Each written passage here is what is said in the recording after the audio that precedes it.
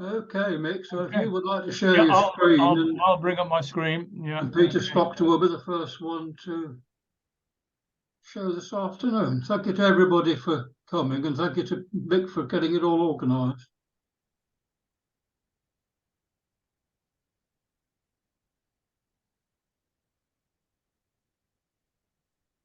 Okay. Am I sharing the screen with everybody? Everybody can see that, can they? Yes. That's fine. Okay. Okay. Right. Yes.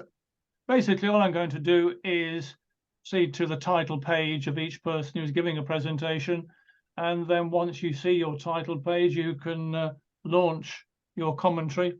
And please just say next when you want to go on to the next frame. Okay. So then we start with Peter.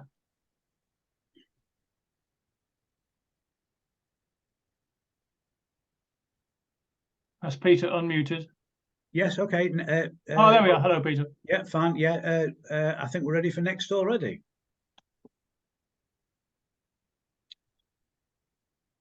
Right. I'm just showing 10 sheets of fairly varied items of mail connected with the French Navy.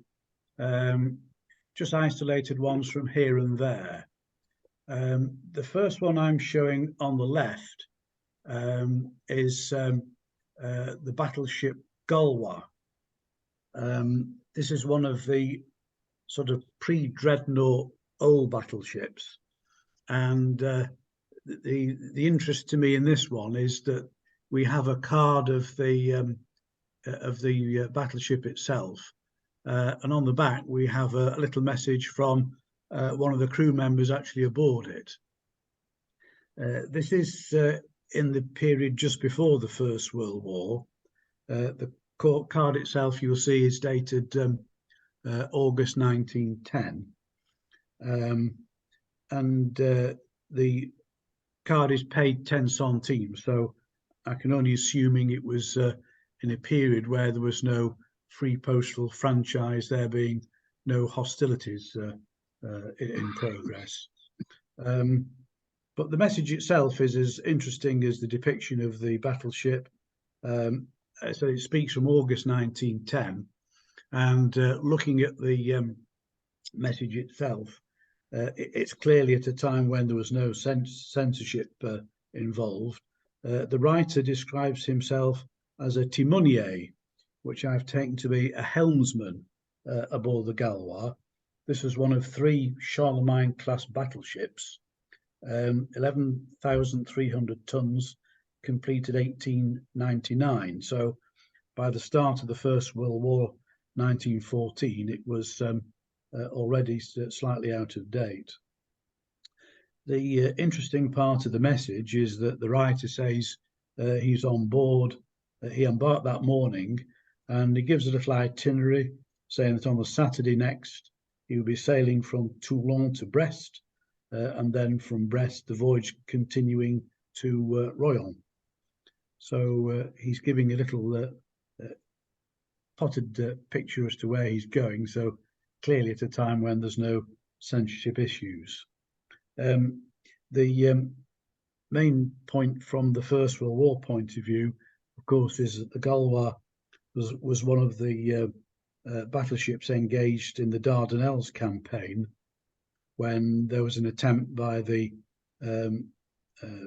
Allied navies to try and strike through the Dardanelles Straits before any question of any land campaign was considered.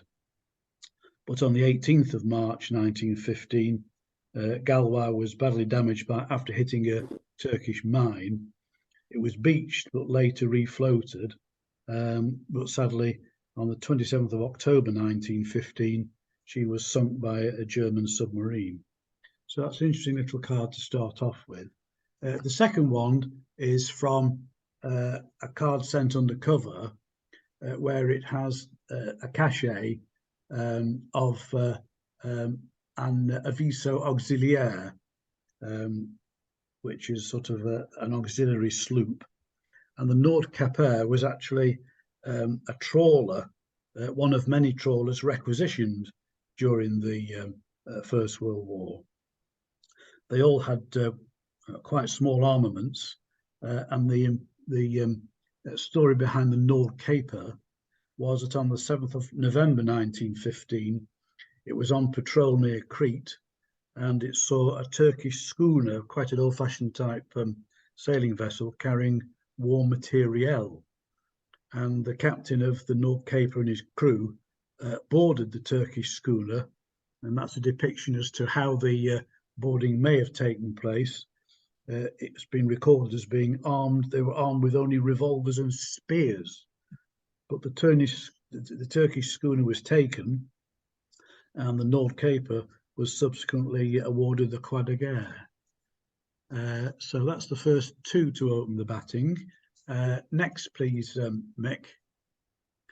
The next two items are both from Malta during the First World War.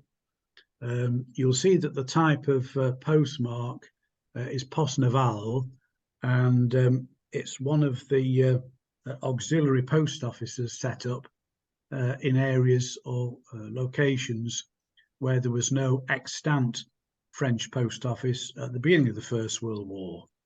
So in what were foreign countries to France, Greece, Malta, and one or two other places, these secondary post offices were set up, and the code for Malta was Medit C, Poste Navale, Mediterranean, Medit C. C was the post one for Malta. But the interesting part of the card at the left shows a very old ship, the Tor V. It was used in the wartime in its capacity as a training ship for apprentice gunners. You can probably see the number of extra guns as it bears. But from a postal point of view, the interest is it actually served as the base for the secondary post office rather than have a land base. So the authorising cachet on the left tells us it's the Armée Navale Centre Postal Malte, but it actually specifies it's aboard the Tor V. So that's a slightly different type of office from one of these secondary ones.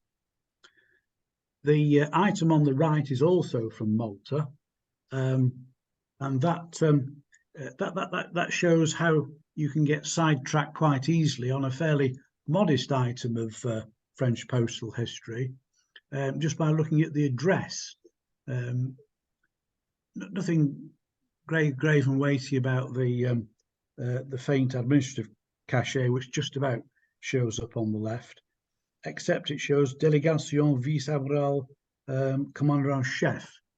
So looking at the addressee, I thought, oh, this is quite interesting. It's addressed to a Countess de Pontac. So a Google search and 10 or 15 minutes online shows that the writer could well have been her husband, who was a commissaire auxiliaire on the island of Malta itself. And the wonders of the internet show that early in August 1918, this letter speaks from the 20th of August 1918. He was actually present in his administrative capacity at a meeting of the Allied Mining Conference. I thought, well, why on earth would they have a mining conference in Malta in early August? And of course, it's for mine laying. So if you want to read the minutes of the mine laying conference, they're there online as to what was being discussed then. And he was one of the persons in charge of administration of it. So a fairly modest item, not, as they say, not entirely uninteresting. Next item, please. So these are now, let me just find them. These are naval postal agencies on ships. Quite a bit of my collection shows ship's caches, but these are incidental and don't show that the ship itself had a formal postal agency on board. And the provision for these postal agencies comes in the mid-1920s, and I'm showing two of them from that period. The first one from a heavy cruiser, and secondly from the Vulcane, also a heavy cruiser. But the importance of the postmarks is that they are part of the Naval Postal Agency on the ship itself. There were guidelines as to how these were to be allocated to ships, but the basic requirement was that the crew must be of at least 500 sailors. So they were confined to obviously the larger types of ships. The hexagonal postmarks show the dotted outer part of the postmark with closed corners. So the postmark was semi-prescribed.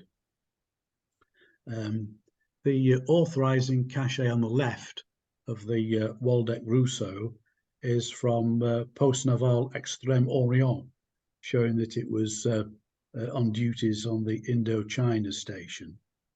During the First World War, she was twice attacked by U-boats but escaped. And then at this time, in May 1929, she served as the flagship of the Far East Squadron, returning to France in 1932, by which time she was obsolescent and eventually scrapped. The Vulcane, this is obviously an item. It's been sent to the United States, so it's had to pay an extra £1.50 for the overseas destination. The rear of the envelope is endorsed Matelot à bord du Vulcane, so it's written from a crew member on board. This was an interesting history to this ship, in that it was originally constructed as a paquebot for the Hamburg America line. It was then sold to Russia, and then after the Russian Revolution formed part of the White Russian Navy, which fled to Bizerte, Tunisia in December 1920. By this time, in the 1929, it was used as a training ship, and then shortly thereafter it was scrapped. So next one, please, Mick. Provence and La Capricieuse. I haven't got many items from the Second World War as yet, but this is an interesting-ish one from the 20th of April 1941, showing the battleship Provence. This particular ship originally had quite an interesting history. Entered service in 1916 and stationed in Corfu, an important station to counter the threat of the Austro-Hungarian Navy. But of course, in the Second World War, when France surrendered and the armistice was signed, she was one of the ships at Mers el Kebir in Iran, which port was attacked by the Royal Navy on the 3rd of July 1940. The Provence was one of the ships that was damaged and it was beached. Eventually, it was refloated and sailed to Toulon, where it was when this item was sent. And then, of course, when the Germans occupied Vichy after the Operation Torch in November 1942, the ship was scuttled on the 27th of November 42. The one on the right, the Capricieuse, this is one of the types of ship's cachet where it isn't reflective of the naval postal agency on the ship itself. This is from 1953, it's post-war. It was a fairly small ship. It only weighed 640 tons, but it was one of the ships that was actually in port in Britain when France surrendered in June 1940. And along with, as I said, I mentioned the bombardment of the fleet at Mers El Kebir in Algeria. British forces occupied and took possession of French naval ships that were actually in British ports at the time. And La Capricia's was one of the ones that was in Portsmouth. And she was then taken into the Royal Navy. After the war, as this letter refers to, it is on station in the Far East and remained there for quite some time. The little official stamp at the left describes the sender, who was the captain of the ship, where part of the cachet says Le Capitaine de Corvette, that actually is a naval rank. So rather than saying it's used on a corvette, it's his naval rank, showing the level of type of ship that he was entitled to command. And the next and final one, please, Mick. Top left, we have a minesweeper, one of the ones from the Second World War.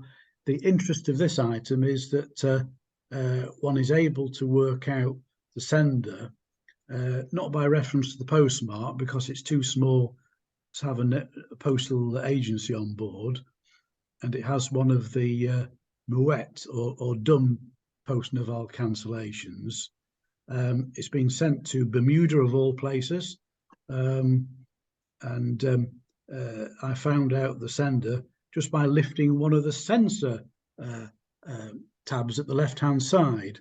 So having raised that carefully, it was apparent that one could see it was sent from the Aviso Commandant Bory, which was a small ship, small minesweeper named after a 19th century admiral. I won't go through the history of what it did, but it was eventually captured by the Allies in November 1942 after Operation Torch, as it was being stationed in North Africa at the time.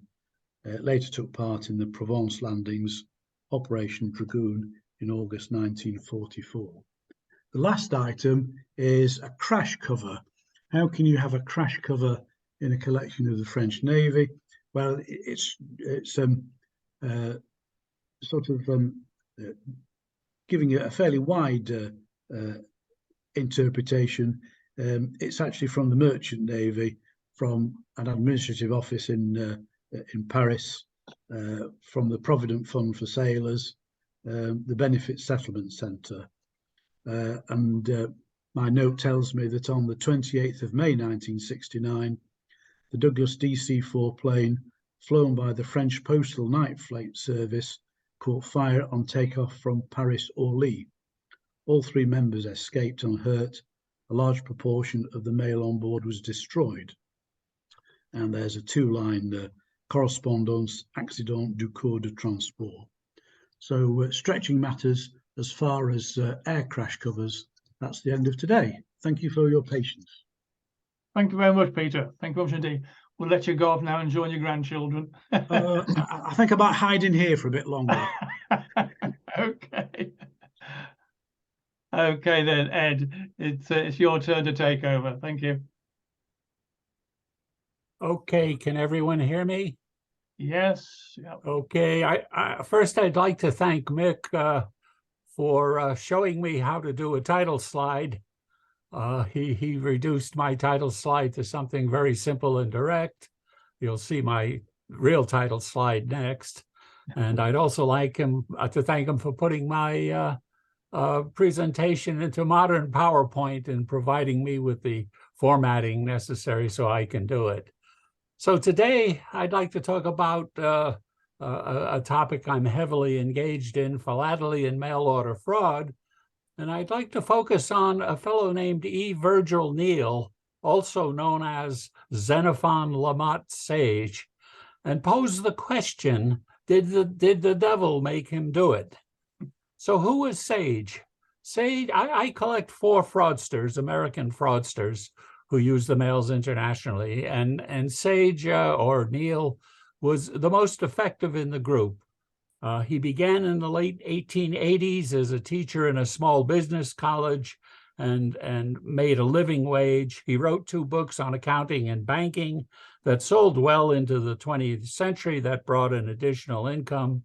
He developed with his wife in 1890 a stage hypnotism act that could get as much as $300 a week. That's in 1890 dollars. That's about $6,000 a week in today's purchasing power. So that could be quite lucrative. But then in 1900, he got together with a number of associates and created the New York Institute of Science in Rochester, New York. And they sold a home study course in hypnotism and magnetism and began making a fortune. They were so successful that they started creating secondary companies, one being the Cartilage Company. They sold a device. If you bought it and applied it properly, they claimed you could grow 1 to 5 inches. But then around 1910, Neil gave all of this up and moved to France, where he formed the Tocolon Company, a European cosmetics company. This was a genuine, legitimate business. It became one of the largest cosmetic companies in Europe in its day from about 1910 to 1950. But despite this, and Neil, he became one of the most respected citizens in the city of Nice, where he lived, and up at the upper right is the chateau he built to live in.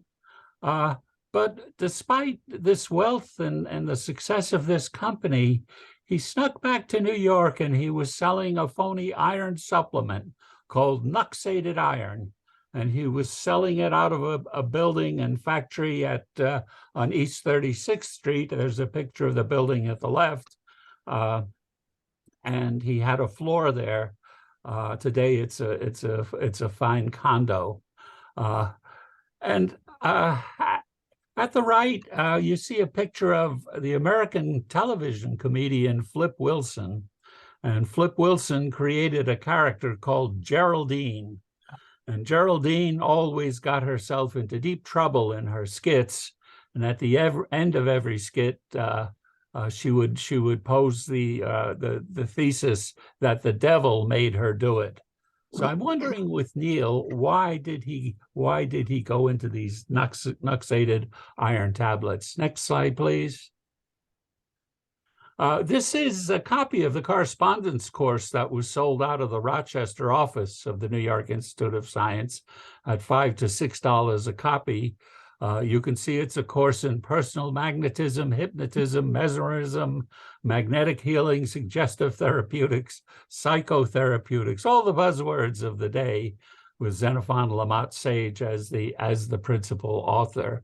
So that was the product, the major product that made them successful. However, next slide. As I mentioned, Neil opened the Tocolon cosmetics business, and we see at the left an ad for Tocolon, and the title of the ad says "An Insurance Against Wrinkles." Yes, he was selling wrinkle creams, powders, perfumes, and if you read down in the ad a little bit closer to the bottom, you notice he's selling it out of the great department store Du Printemps in Paris. Which is really an amazing place to sell your wares. And then further down, you can see that Tocolon has offices at 7 Rue Aubert in Paris.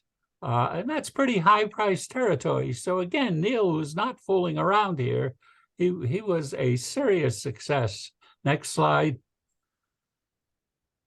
I couldn't resist but putting in a picture of Printemps and in this presentation. It's actually quite glorious. Next slide. Not only did he do high-priced advertising, he did some lower-end stuff.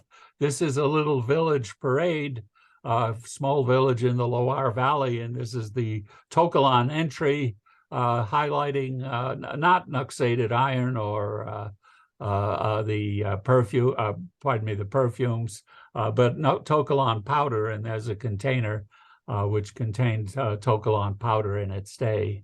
Next slide. To work in a little philately here, here's the Tokelon check from the 1920s. You can see the use of the French revenue stamp at the lower right. And from all the hand stamps on the check, the complexity of moving money around in 1922. I just paid a doctor's bill this morning and online, and I think the doctor had it within 60 seconds. It's quite different today. Next slide. Here's a piece of Tokelon stationery, a letter sent to a client at the 35 centime. I presume that's the express rate, 10 centimes local postage, the 25 being for the express fee. Next slide.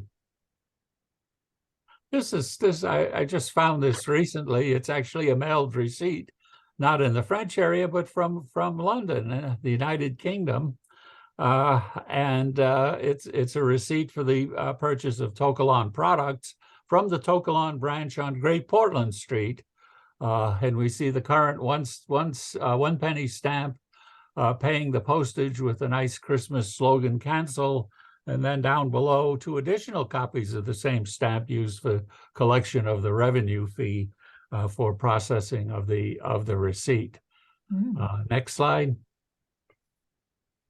So despite all of that, Neil went on and starting around, I don't know, 19 teens, he started selling nuxated iron. What was nuxated iron? It was an iron supplement. And as for the nuxated part, that refers to nux vomica, a deadly substance better known as strychnine, which is a rat poison. Next slide. If there are any chemists in the area, I just thought I'd show you the structure of strychnine in a nice molecular model. It's a very famous molecule in chemistry for various aspects of its chemistry. Next slide. Here's a cut from the FDA, Food and Drug Administration website. They do have a fraud section. And for nuxated iron, they note it's the brainchild of E. Virgil Neal, a former hypnotist with a conviction for mail order fraud and a profitable French cosmetics company. The nuxated iron promised to invigorate, rejuvenate, enhance athletic performance. Neal used cutting-edge marketing tactics, including paid celebrity testimonials to hawk these tablets, which consisted of iron and nux vomica. And they note at least one young boy died from consuming an entire bottle of nuxated iron. So it was seriously dangerous stuff. Next slide. Well, here's an ad from for nuxated iron. I was a nervous wreck, weak and despondent. How I completely regained my health by taking a simple nuxated iron after I tried various other remedies. Here's a close-up of the building where Neal had his office and factory, actually. He was on one of the upper floors. It's now a fancy condo. A small one-bedroom condo in this building is about $1 million today. And at the bottom is a restaurant, the Ginger Man.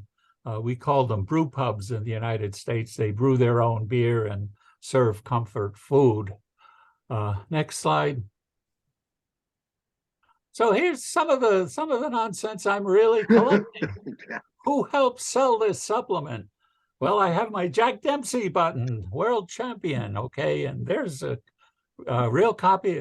It's a real button. Real copy of the ad. Nuxated iron added power behind my punch. The Superman of the age. They even worked in Jack Dempsey's manager and his chief trainer into the ad. Next slide. And here's one from Ty Cobb, the famous baseball player. Again, an ad from a small journal and a facsimile of a Ty Cobb baseball card.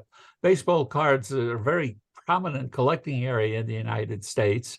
And this is simply a facsimile. You can see it highlights Ty Cobb's 96 stolen bases in 1915, but you turn it over, and in fact, it's an ad for the Nuxated Iron supplement. And the most amazing of his ads, next slide, he even got the Pope. Okay. They sent a sample of Nuxated iron to the Vatican pharmaceutical laboratory and got a certificate on its value in medicine. And they turned this into an ad featuring Pope Benedictus XV. So, I mean, these guys really, really knew how to advertise this nonsense, this supplement. Next slide. So the question is, why did Neil persist in these fraud endeavors? Okay, next. Well, Flip Wilson or Geraldine would say the devil made him do it. But I think there's a little more serious explanation. Right. Next slide. There it is. I'm a firm believer in genetic predisposition. Okay, I think things we do as a species, things we're good at or bad at, are genetically controlled, and I think they're this applies relative to Neil. But I'd like to start with a contemporary example of this, who you in England may not have heard of yet. His name is George Santos, and he's a newly elected member of the U.S. House of Representatives. Next slide, Mick. Just want you to see Mr. Santos here. He was inducted into the House of Representatives January 3rd of this year, and the media have been investigating his history and background. And it turns out he's lied about every aspect of his life: his education, his abilities in sports, his personal wealth, his family background, his political activities, his religious activities, his work history. He's lied about it all. It's all fraudulent. And recently he promised to stop lying and then began lying immediately after saying he would stop lying. So I think Santos has genes of a pathological liar. Okay, I think that's what nature has given him. Next slide. So I'd like to leave you with the thesis or idea: why did Neil persist in fraud endeavors? I think his genes made him do it, not the devil. He loved fraud. And as a note in added proof, this is a discovery of my own. The first copy of the correspondence course I bought, the New York Institute of Science was in business from 1900 to 1914. And when I got this copy, I noticed at the bottom it was 1923. What's going on here? The original price from the New York Institute of Science was $5 to $6 a copy. You see the price at the top here, it's $25 or 5 guineas. So what was going on here? Neil was back in France, okay, working out of Nice with Toquelin, but he formed the Sage Institute in the 8th arrondissement of Paris and was reselling in 1923 the phony hypnotism magnetism course. He added a few more elements to the what the correspondence course covered, but he could not resist from perpetrating fraud activities on the people of the world. So with that, I don't know if I've drummed myself out of the society with this presentation. I will be back in March and try to make amends and talk a little bit about the group type. Thank you, and I'll be happy to take questions or comments. Well, thank you very much, Edward. You're a true raconteur. You're a rare breed, as we would say. But yes, I think we've all heard of George Santos. He has been featured on television and in the newspaper quite recently. Yeah. Is anybody with a question? I should have asked this before with Peter, actually. Are there any questions that anybody wants to ask Edward? If not, you'd have to unmute. No, in fact, I think what we might do, we'll continue through the rest of the talks, and then for any questions, we can ask them at the end. Okay, then. So we now move on to Roger.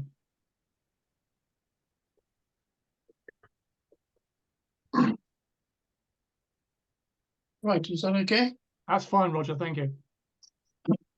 Well, I think there's something about never perform with children or animals. I suspect that following Ed is not a very good thing to do either, but I'll do my best. These are just a few little slides. Really I put together because I know nothing about French philately in the West Indies, so I thought I'd show my ignorance by putting a few slides up. If we go to the next slide.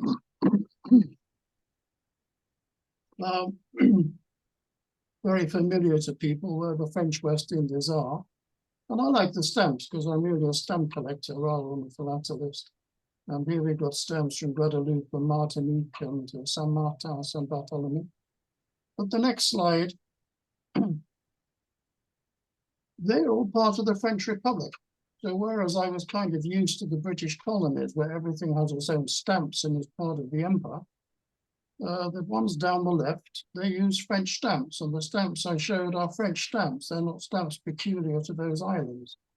And I always find that a very refreshing reminder about the very different way that some French territories are viewed.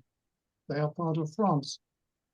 And then I put the list on the right because the local societies I go to always have countless displays of the British West Indies. And you could be forgiven for thinking the whole of the West Indies belong to Great Britain, some of these displays. And some of them do, but most of them actually don't. I mean, you can see the ones that have gone independent. The British certainly won several in the 7 Years' War, but others have gone elsewhere. St. Croix is now the Virgin Islands. Most of them are independent and one or two are still there. And the reason I put that up is that throughout the West Indies, one of the things I was conscious of is that a lot of people on many different islands, despite the nature of its flag, speak French. A very strong French culture throughout the West Indies because of the history of France having been in and around the West Indies. So if we go to the next slide, I thought I had to put a few stamps up. And here's a little book about marine explorers from 1988. Some rather attractive stamps. And at first sight, these are French naval people who went across, explored parts of the world. But I picked three out because they intrigued me. Comte du Suffren, and he commanded a squadron that sailed to Martinique from Grenada. And in the Battle of Grenada, which is not one that features in many British history books, his ship was in the vanguard. She came under fire. But in fact, the Battle of Grenada was pretty much a French victory, not a British victory, which is why it probably doesn't figure in the British history books too much. Admiral de Bougainville was in the squadron of the Battle of Martinique, again in 1782. He lost, so he was court-martialed. But during the Revolution, he escaped. Napoleon made him a senator and a count, a member of the Legion of Honor. The largest of the Solomon Islands is named after him. But probably his main claim to fame is that Bougainvillea, all over the world, comes from Louis Antoine. And then the other one I picked out was Comte de la Perouse. He escorted a convoy passing the attack on St. Kitts in February, and was then in the French fleet, which was routed at the Battle of the Saints by Rodney. But in 1872, he made his name by capturing 2 English forts on the coast of Hudson. So if we go to the next slide, here I picked out three ships. The Fantasque was passed through the Straits of Gibraltar. It was going off in 1759 to join the French fleet. He was pursued by Admiral Boscawen, forced into Cadiz and blocking the French fleet from taking part in the Battle of Lagos. Boscawen's an interesting name. Just near me in Surrey is a little house called Hatchlands, which was the house of Admiral Boscawen. And Boscawen it was who actually he conquered the French forts at the mouth of the St. Lawrence Seaway. If Boscawen hadn't done that, Clive could not have actually taken Quebec. So here we have a forgotten British admiral who actually did the lion's share of the capture of Quebec. Fantasse then served under Admiral d'Estaing and supported the US in the War of Independence. And it was Suffren who led a successful attack on a 5-frigate British squadron anchored in Narragansett Bay, which is Rhode Island. It was so successful, the British scuttled all their frigates and had to withdraw. But once again, I failed to find it in the British history books. And Suffren's squadron then joined the French fleet, went on to Grenada.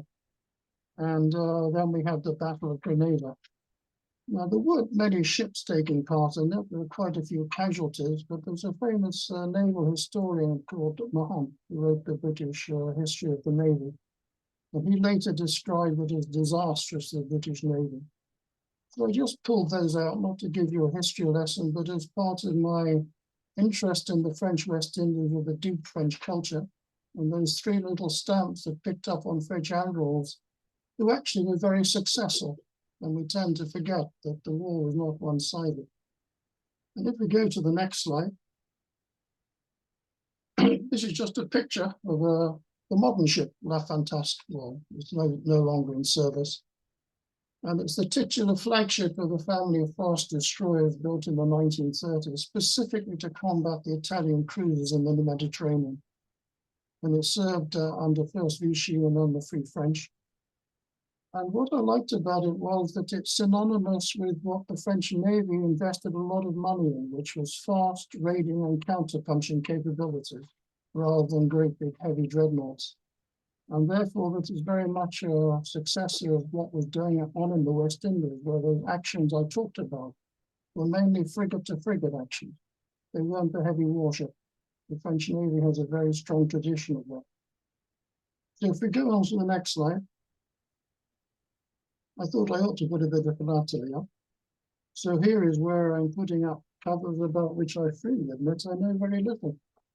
The first one is cancelled in Guadeloupe on his way to Paris, Pointe-à-Pitre, a blurred Guadeloupe mark, various other marks on which I've described. And interestingly, via Angleterre, a bit puzzled by that, so I asked Chris Hitchin about it, who knows far more than I did, and he pointed out that the French had very few ships actually carrying the post across the Atlantic at this time, so it's quite common for French mail to go via England, and therefore we see the arrival mark. The other thing that interested me was I looked at Basse-Terre and wondered why it came out of Basse-Terre and not out of Pointe-à-Pitre, despite the cancellation. And then there was a disastrous earthquake in 1843. And in fact, Pointe-à-Pitre was largely out of action for the next 5 years. So I did wonder if that was one of the reasons why the ships were calling in on the southwest coast. The next slide. Guadeloupe going to Chalon-sur-Marne. Once again coming out of Pointe-à-Pitre, but this time it's coming out to the main port. And once again, we have what to me I found interesting of French mail. Well, the only way they get across the Atlantic quite quickly is actually to use British ships. So the mail was taken to St. Thomas on the Virgin Isles, came on the RMS Clyde, and then by rail from London to France. So I found that an interesting example of the way that mail got through very quickly when you look at the dates, but nonetheless had to go from one island to another island across on a ship and then by rail. We go to the next slide. Here there's a limited connection to the West Indies. It's Venezuela to Bordeaux. Once again, it's got the various caches on. Venezuela was the subject of significant investment at this period within the Second Empire. And I think, again, here's an example of a mail that probably carried by packet to St. Thomas in the Virgin Islands. And then we do know it was on the Royal Mail steam packet Magdalena to Southampton. And once again, then via London to Calais, and then on to Paris. So once again, a quite complex routing, which worked remarkably efficiently. Having just wrestled trying to get some postage in and out of China for the last 3 weeks, I rather admire this way to get things across the world. Countries should use sailing ships to China with the Royal Mail on. So the next slide. No, that's it. Oh, I've gone the end, right, okay. Sorry, I think that's it, yes. I thought there was one more, but it doesn't matter. Oh dear. No, that's fine. I beg your pardon. I will obviously have to check. How, oh, Anyway, that was just a Yeah, little foray into a little bit of West Indian stuff.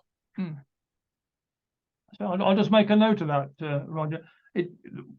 This happened to me once when I was giving a PowerPoint, and there was one slide I just couldn't bring up. I wonder if that's I'll tell you what it was. It was it was mail that came out of San Francisco, came down across Panama and across, but it was carried on the Vanderbilt line on a steam packet. And if you look at a picture of the ship, you wonder it got across the Atlantic at all.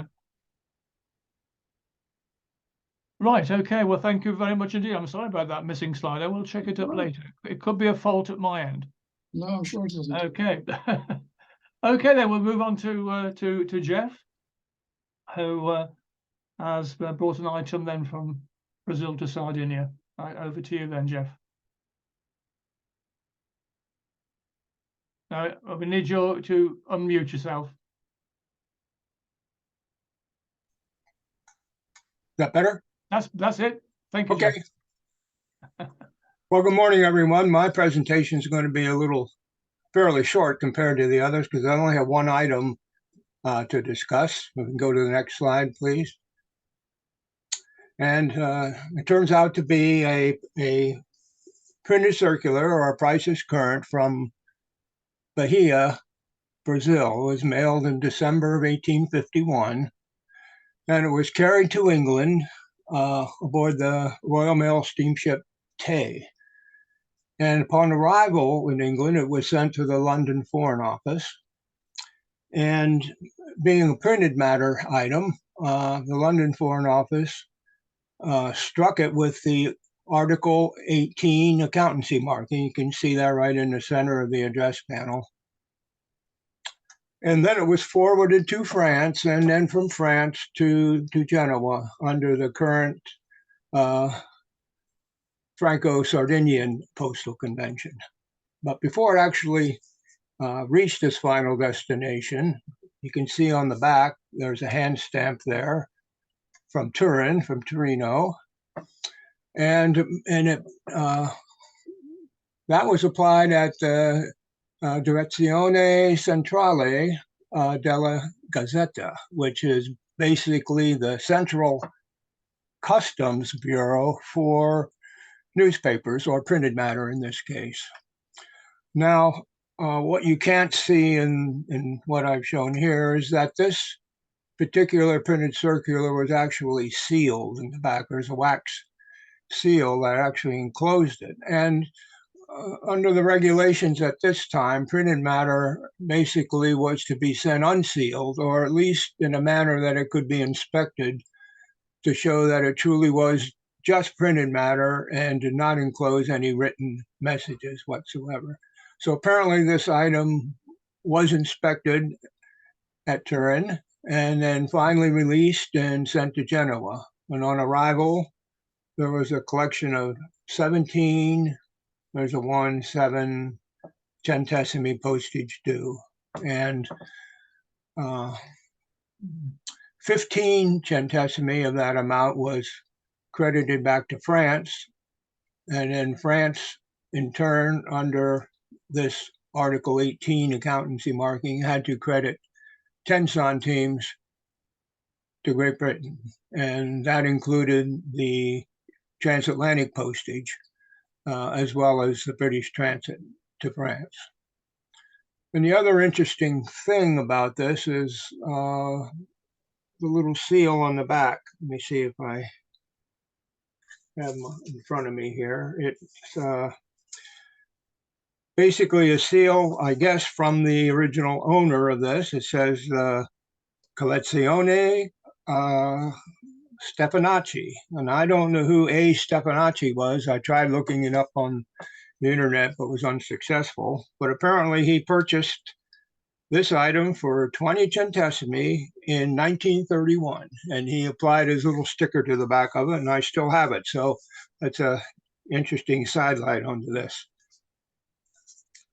Anyhow, I've been interested in collecting printed matter pieces to, from, and through France, and this was one of the interesting items that I thought I'd share for today. So, any questions? I'd be happy to provide my comments. Thank you. Thank you, Jeff. Okay, if there are any questions, I think we'll keep them till the end of the meeting. Very good. Okay, Loic. All right, nice, nice introductory slide. So Nice to see you. Okay. so I mean, Ed will tell you that my philatelic interests are limited to the group type, but this is a vast topic. So I have two slides with two items I wanted to discuss with you. So let's move to the first one, please. Okay, so you started with this one. So the proofs from the group type are oftentimes hard to find, and I managed to acquire two new items recently, and then got a scan from a third one from a friend, and I put them here in sequence. What you see on the left is probably a work in progress from Mouchon at the time, with an early design of the group type. Okay, it is probably a proof of the state of the punch or the hallmark at the time. Its size is basically twice the size of the normal stamp, so it's a 2:1 scale. Its actual dimension is, I'm from memory, 34 times 42 millimeters. Okay, so much larger than the normal stamp.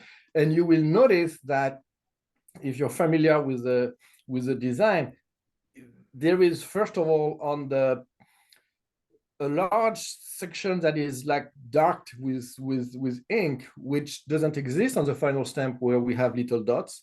Okay, and you see that those small dots are actually present in the second image that you have here, the second picture.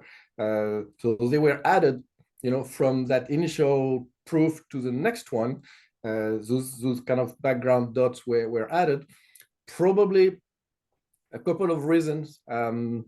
One of my colleagues from Colfra said that large, dark, inked areas didn't print very well in typography. That's one option. The second one is that having those, besides the cosmetic aspect, having so much ink would make the stamp a little bit more expensive. So probably having white dots helped reduce the overall cost of manufacturing.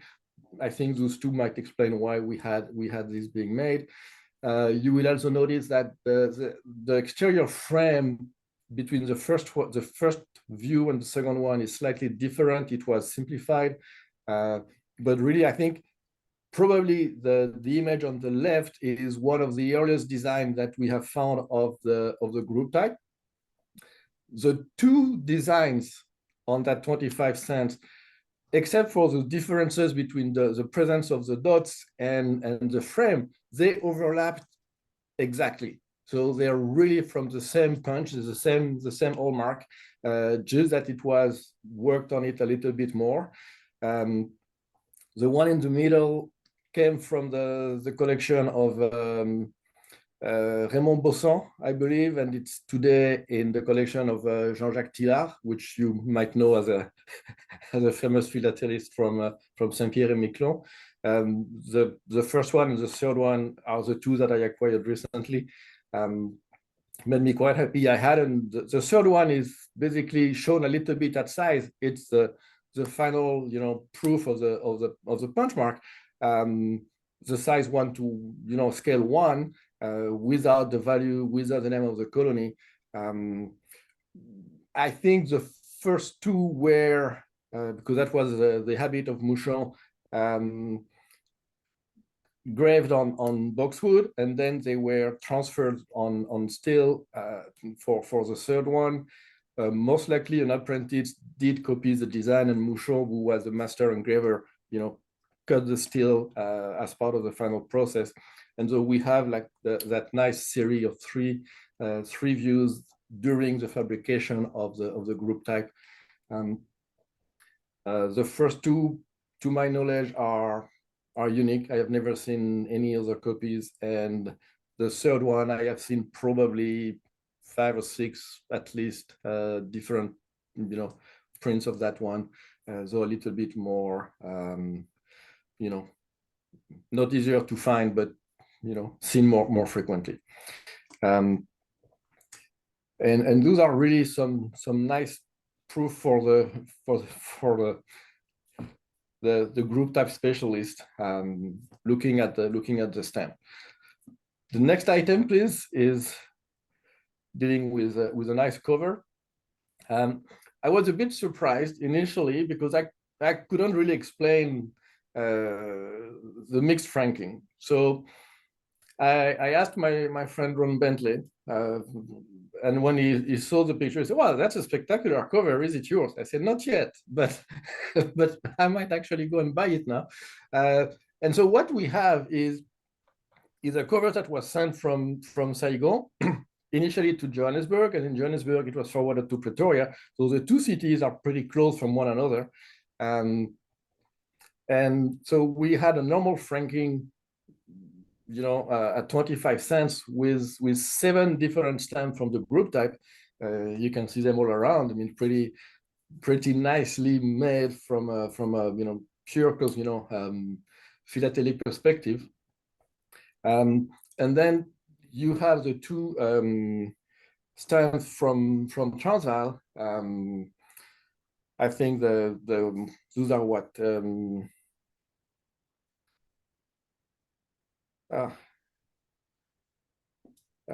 Yeah, 2.5 pence from Transvaal to pay for the registration from Rocky Street in Johannesburg to Pretoria.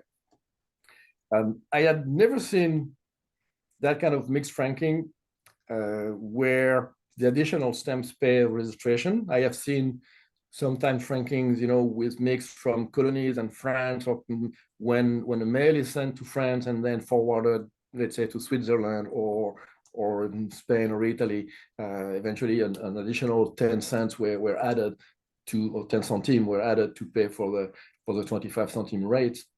But this kind of mixed was relatively new to me. What we have then is that letter basically was carried by the Ernest Simmons. You can see between the 1 centime and the 2 centime on the top left, there is a little postmark from the ligne N, Pagot Français number 8. So that was the Ernest Simmons. And you can see as well a Via Aden, manuscript in red. The problem is that the Ernest Simmons, on his trip back from Saigon to Marseille, after stopping in Colombo, stopped in Djibouti, but didn't stop in Aden. It went Djibouti and then through the Suez Canal back to Marseille. We have on the back of the cover the July or June 11 cancel from Colombo. So the most likely explanation is that at this point in time, the letter was offloaded from the Ernest Simmons and probably carried straight from Colombo to Eastern Africa. Not sure if it went to Zanzibar, if it went to directly to Lorenzo Marques or the port of Maputo today. But that's probably the most likely transit that we have. And then we can kind of figure out the overall trip. So Saigon to Colombo, Colombo to the eastern coast of Africa. The letter made it to Maputo or Lorenzo Marques, and from there traveled by train on the Eastern Railways from Lorenzo Marques to Pretoria, probably then continued until it reached Johannesburg. It was delivered in Johannesburg to its PO Box 6617. 3 days later, we have the initial cancel on the back of July 4 of 5th of July, sorry, in Johannesburg, and then it was forwarded with the additional stamp for registration from Johannesburg on the 8th of July and it reached Pretoria the same day, going through registered mail. So that's the only example I have of, of such a mail where we mix the normal franking on the initial trip from Indochina to the country of destination, and then once in the country of arrival, the letter was forwarded with registration added. I don't know why. I haven't been able to find much on the recipient. What I know is that John Jack Limited was a local department store in Pretoria on Church Street. Was one of the leading family grocers in the area at the time, but I don't have much information about Mr. Herman Poitz or Poils and Panitz. I don't know, the name is hard to decipher here, but a very interesting and very so far unique cover, unless Ed can provide additional comments on this. I didn't mention the two register mark, but those are typical from the Southern African mail, and not at all what was used in France at the time or in the French colonies. A lot of transit stamps on this one, especially on the back. So a pretty interesting item in my opinion. Indeed, very interesting. Thank you very much, Louis. Absolutely superb.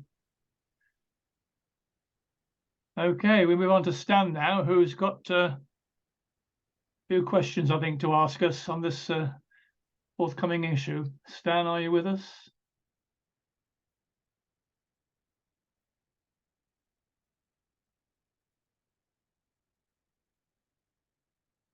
All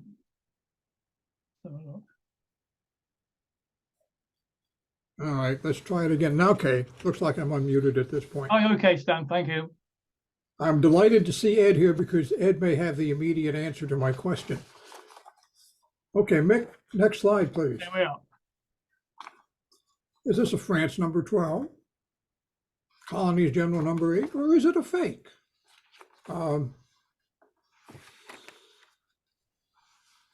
It's not Colonies. That's a French cancellation, I believe.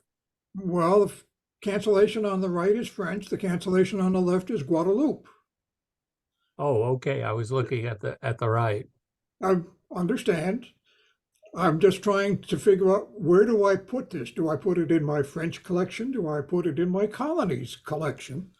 The timeline of interest is that the domestic imperforate was in use from 1853 to 1862. The colonial imperforate was in use from 1870 to 1872. Now, if you believe Maury, which I generally do, the Guadeloupe size 15 cancel on the left was in use from 1881 through the 1890s. I don't know that I would believe Morey. I would go to the Debus book, Debus, Panetier, and Marchand. The stamp, to me, again, it's awfully hard to tell from a scan, and it's actually a blurry scan as I see it here, but Correct. It looks like the proper shade for the colonial issue. Let's talk. I'm not good at colors, Ed, but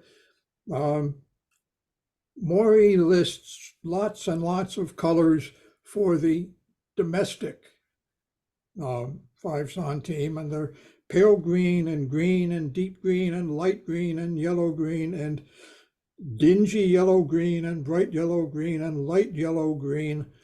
And for the colonial stamp, it is only yellow green. Now this stamp, to me, looking at, I have the advantage that I have the actual stamp, looks more like a pale green than it looks like a yellow green. I wouldn't put any value on all that shading. The colonial issues are generally lighter. The metropolitan issues are not only darker, they have a little higher quality printing. Mm-hmm. I looking at the Guadeloupe cancellation, I'm not quite sure how you can say that's fraudulent. My best guess at this, it was on a cover, it got the Guadeloupe hand stamp. And then when it got to France, maybe Paris, it also caught a Paris date stamp. That's why you have both. Okay. My problem, that's sort of what I've concluded, Ed. But my problem is, all right, and you're saying that the Maury date, and that the system falls apart if the Maury dates and the catalog are incorrect, and if the cancer was in use earlier, then it fits with the other dates of the other stamps. Yeah, as I said, I would check dates on cancellations in the Debus book. Okay, thank you.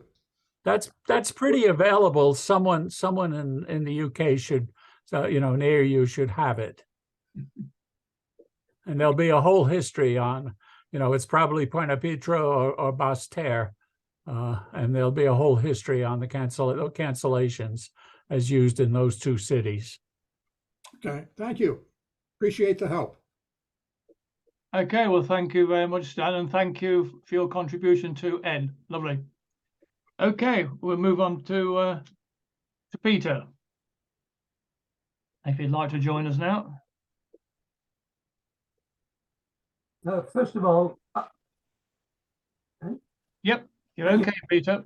can you hear me? Yes, hear you loud and clear. Right. Okay, that's the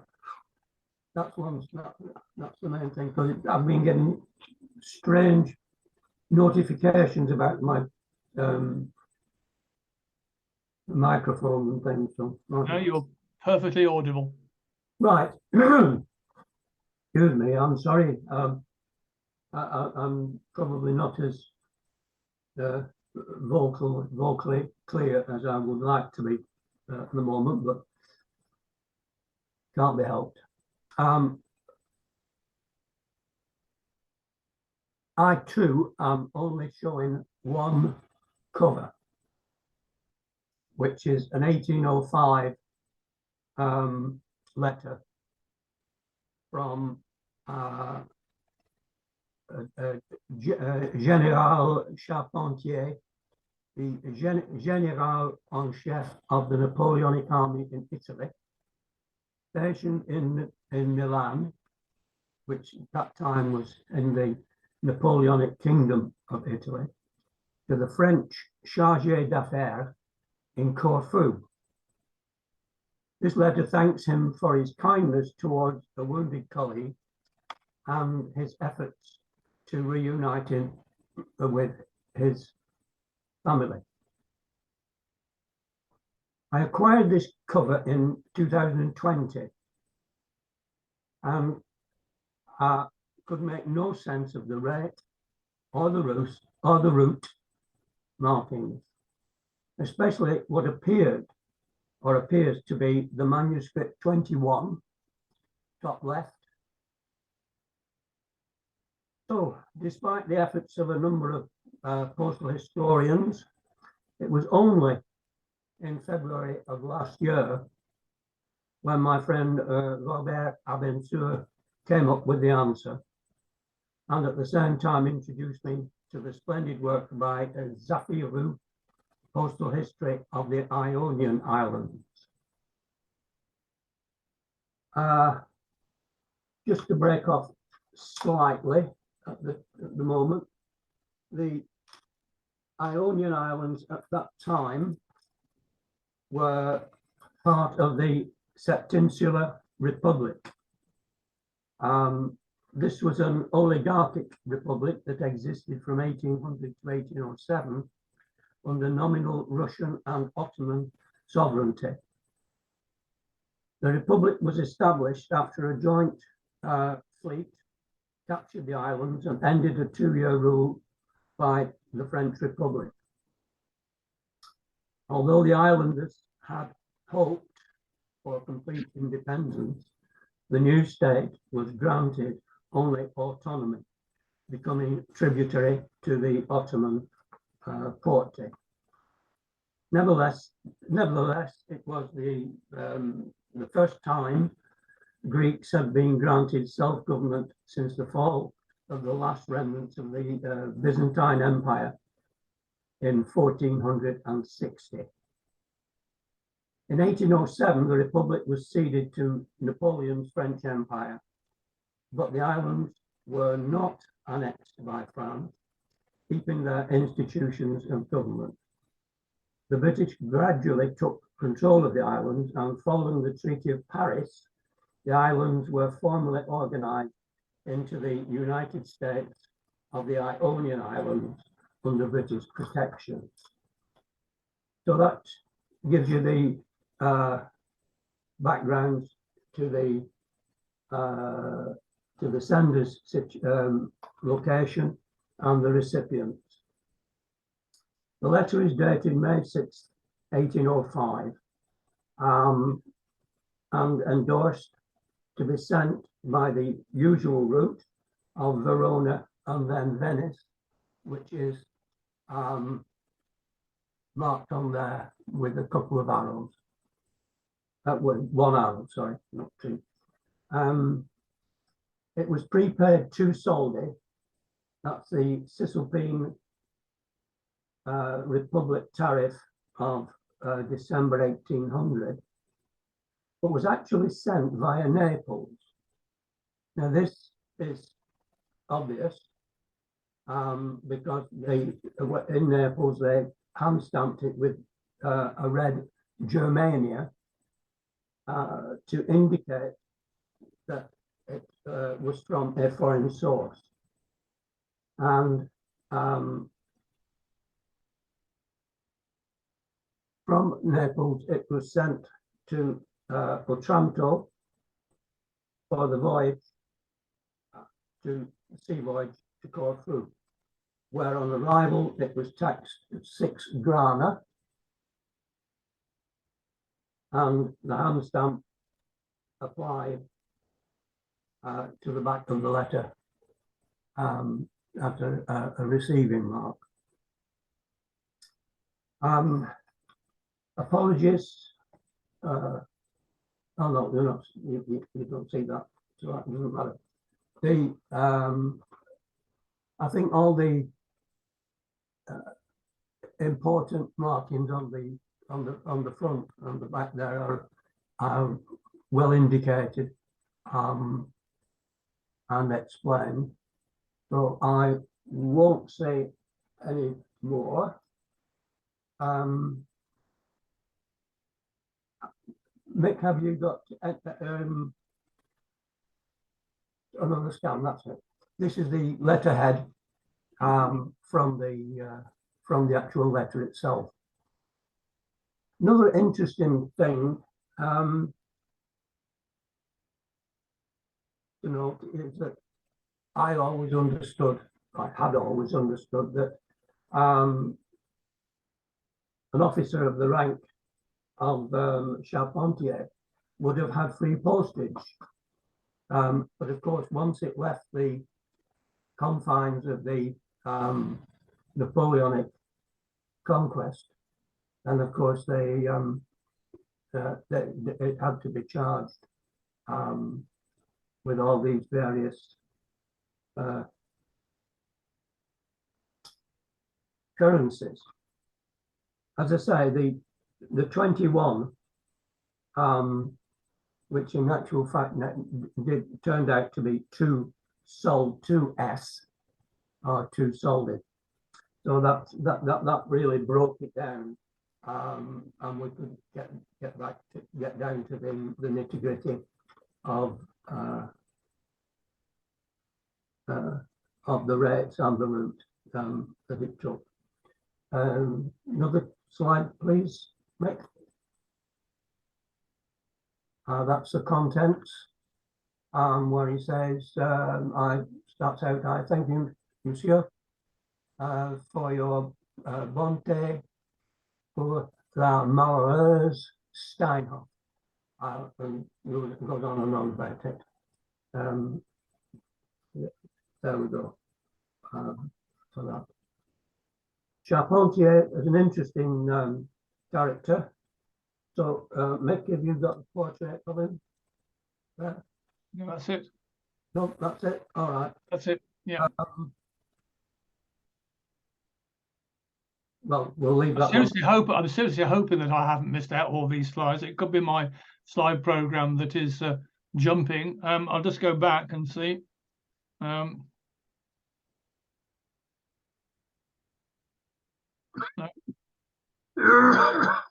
Sorry, that's all I've got from you. That's all you've got, is it? Yep. Oh, well, never mind. There should have been a portrait of him. And very briefly, he had quite a.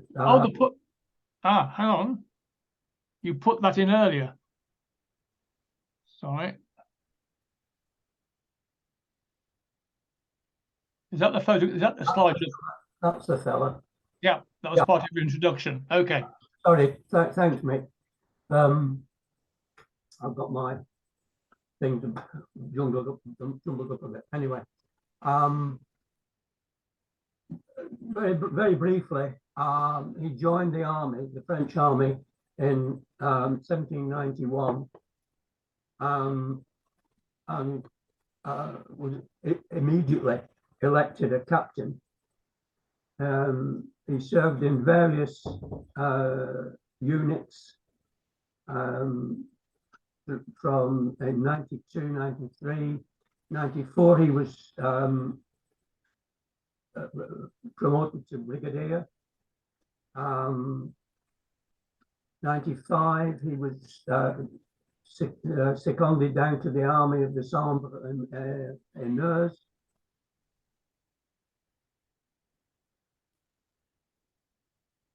1798,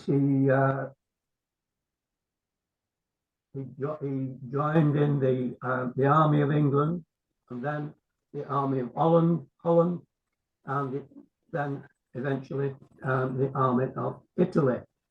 Promoted General in 1799. Chief of Staff, 1806, he was Chief of Staff to Prince Eugene, the Viceroy of Italy. 1810, created a Count of the Empire.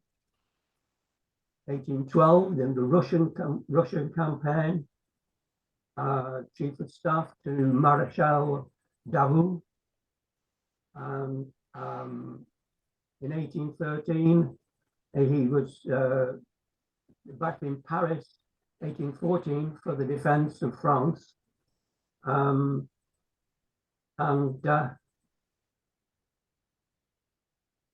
With the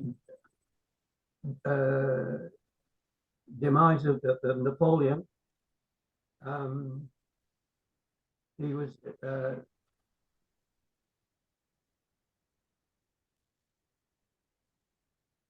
created a Knight of St. Louis and Grand Officer of the Légion d'Honneur by the restored Bourbon monarchy. And in 1815, after the 100 days, the second abdication of Napoleon, the Bourbons exiled him to Switzerland, where he lived for thereafter. And that's it. Thank you very much indeed. Oh, thank you, Peter.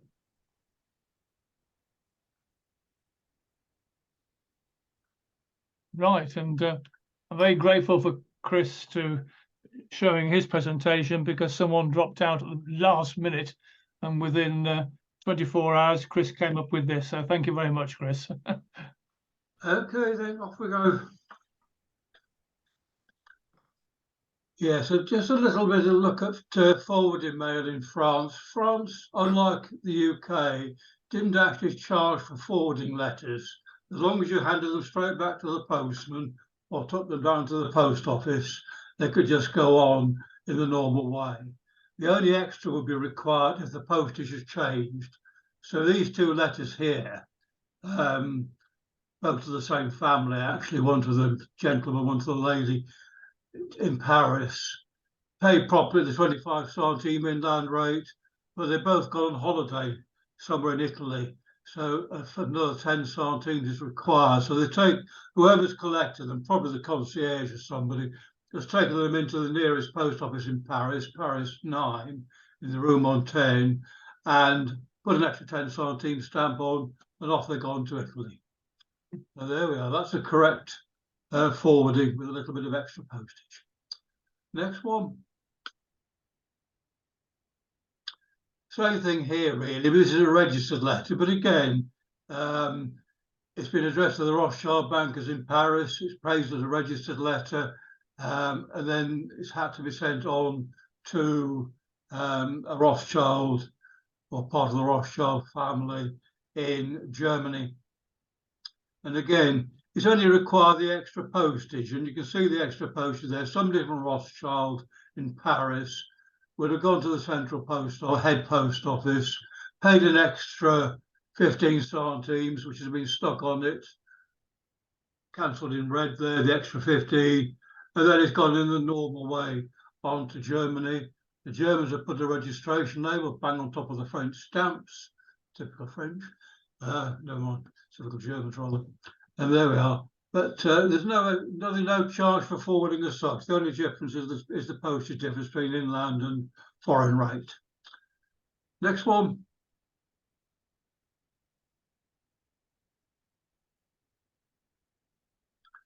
Now this is slightly more complicated. It starts out as a local letter.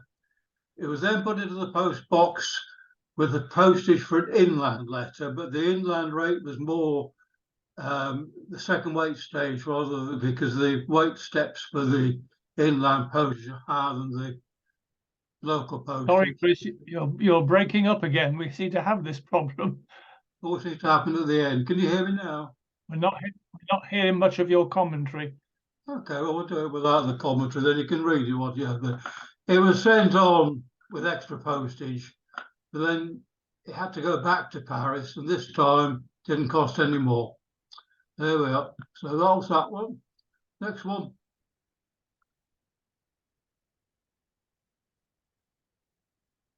No, we've lost you altogether. Sorry. All right, go on to the next one then. Do you want me to move on to the next slide? Yes. Okay.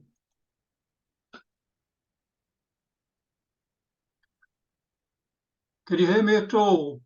Ah, that's much better. We can hear you now. Yes. All right, okay, sorry about that. Okay, then, yeah, this is straightforward. This is printing matter sent locally at 5 centimes, then forwarded to Paris. So again, an extra 5 centimes due, which is noted on the letter there with 0.5 extra to pay.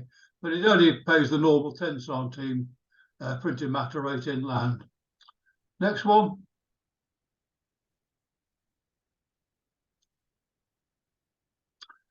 And this is a tricky one. I thought it was forwarded, but it's not.